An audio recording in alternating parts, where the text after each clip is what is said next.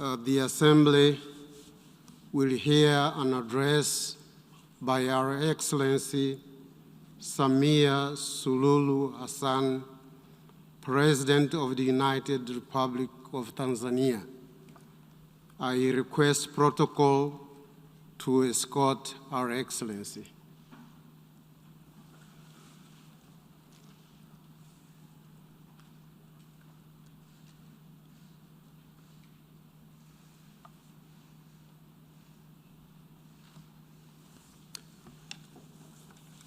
On behalf of the General Assembly, I have the honor to welcome to the United Nations Our Excellency Samia Suluhu Hassan, President of the United Republic of Tanzania, and to invite her to address the Assembly.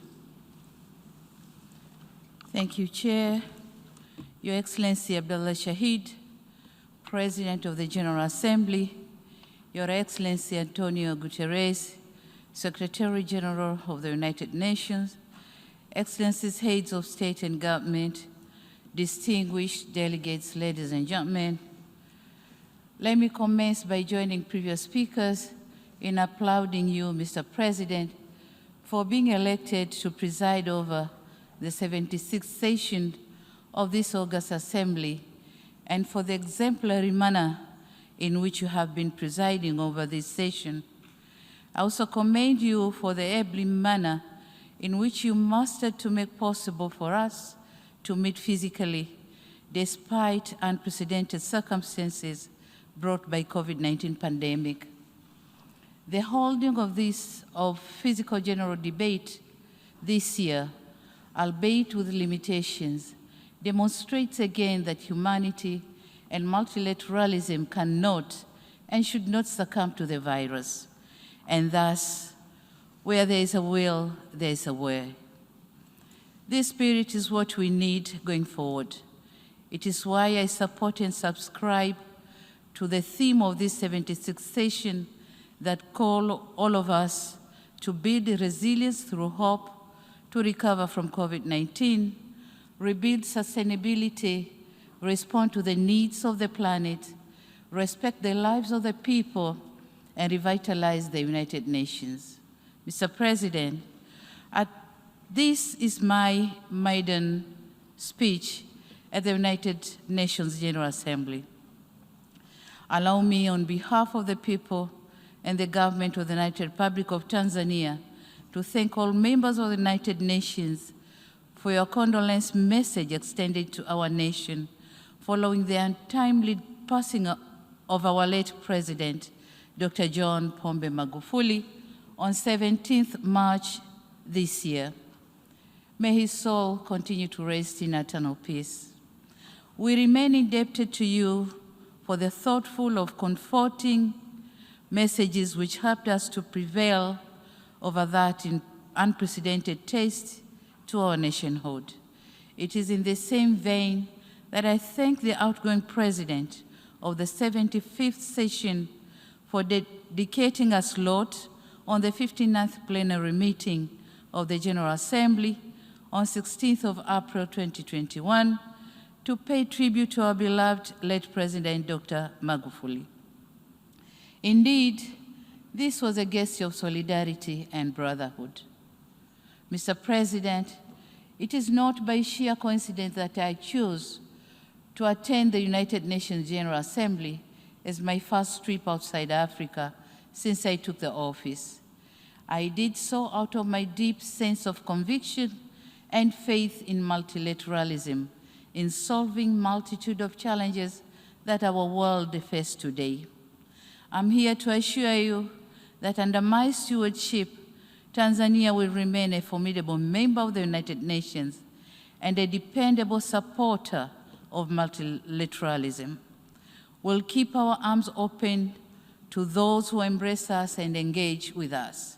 We'll continue to be Tanzania that you have known and relied on, a Tanzania that peacefully and respectfully coexisted and cooperated with all countries, big or small, mighty or weak, rich or poor, to make this world, our world, a better place for all of us. Mr. President, COVID-19 pandemic has reminded us how vulnerable we are as individual countries, regardless of our size, wealth, or geography. As we meet here today, we have less than a decade ahead to meet our collective commitment to achieve the Sustainable Development Goals. I note with great regret that according to the Sustainable Development Goals report of 2020, right now, the world is not on track to achieve the 2030 agenda, mainly due to adverse impact of COVID-19. The report further shows that in some areas, this pandemic has even reversed the progress that was already achieved years back. For instance, it is expected that around 71 million people who got out of extreme poverty will be pushed back into that situation because of this pandemic. What is depressing is the fact that these impacts are not felt evenly. We in the developing world are the most affected. It is therefore imperative that concerted efforts are undertaken to address this devastating situation. Mr. President, developing nations must be assisted in addressing socioeconomic impact of out of COVID-19. On this note, we are thankful to multilateral financial institutions for their efforts in saving many economies from collapsing. These kinds of interventions are important. We cannot afford to take refuge on the onset of COVID-19 as an excuse for not making sufficient progress on achieving the Sustainable Development Goals. Mr. President, Tanzania has not been spared by COVID-19. After the onset of the pandemic, we in Tanzania, and I believe in many other developing countries, were stuck in the twilight of protecting lives and protecting livelihoods. Measures advocated by the World Health Organization were geared towards protecting lives.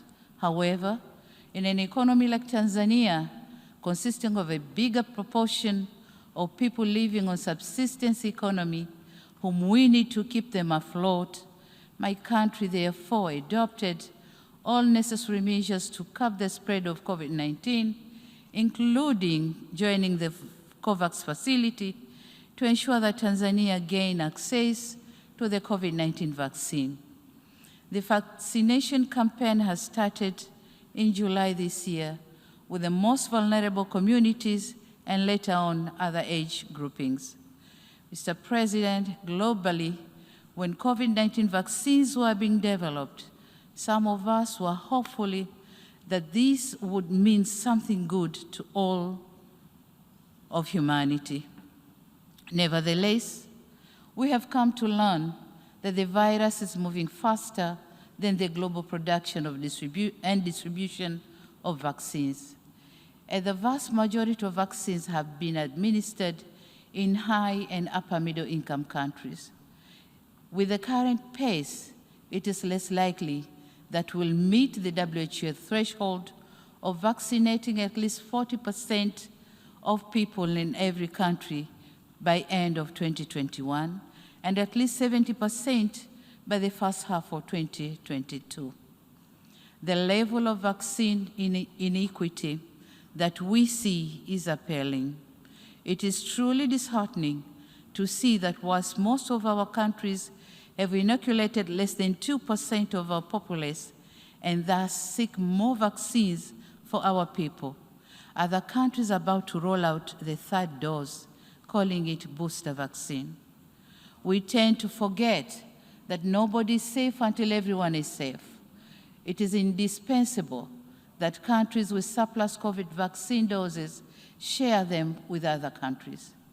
On another note, it is our humble request that the patent rights on COVID-19 vaccines should be waived for developing countries so that they can afford to produce the vaccines. This is not only a necessary move to end this pandemic, but also the right thing to do in order to save humanity.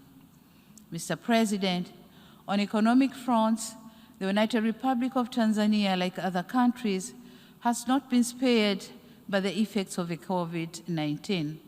Before the pandemic, our economy was growing at the steady rate of 6.9% compared to the current growth rate estimated at 5.4%.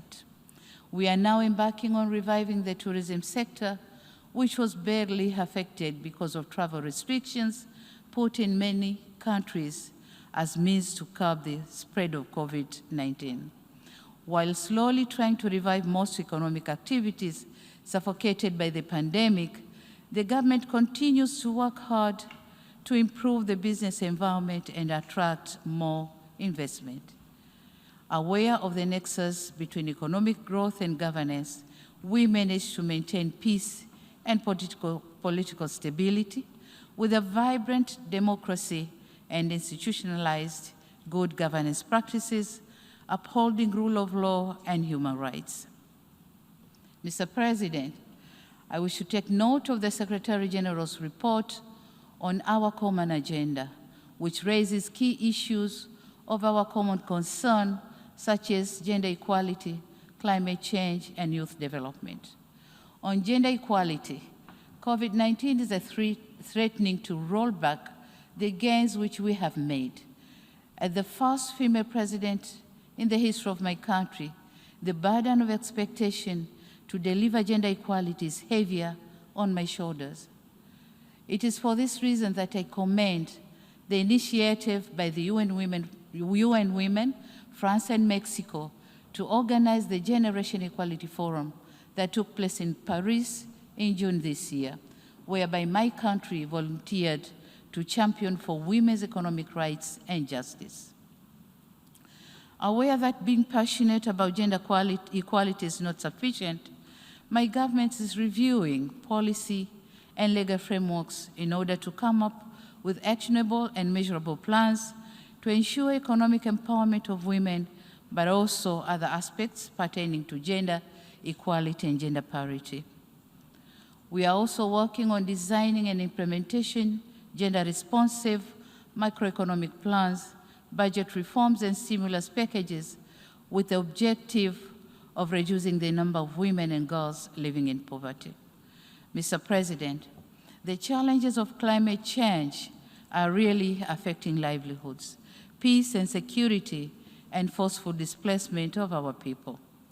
Tanzania government spends 2 to 3% of GDP to mitigate and build resilience of communities. And this is a lot in a country which is still grappling with poverty coupled with the emergency of the COVID-19 pandemic. The pandemic has compromised our capacity to respond to harmful impact of climate change. Therefore, our actions today determine the future of our planet in terms of climate change. And in this regard, I call for transparent modality for financial disbursement and emphasize that developed countries should fulfill their commitment to contribute $100 billion annually by 2025 so as to facilitate the implementation of the Paris Agreement. Mr. President, in conclusion, I wish to echo my country's commitment in pursuing the principles of multilateralism as enshrined in the Charter of the United Nations. I urge other nations to continue supporting this august institution. The onset of COVID-19 has given to all of us a lesson that we are deeply intertwined and that unilateralism will not get us anywhere when it comes to challenges that transcends our national boundaries. A wise person once said, and I quote, "Alone, one will go faster, but together we'll go far. Multilateralism must always prevail." Mr. Chairman, I thank you, and I thank you all for your kind attention. Thank you very much.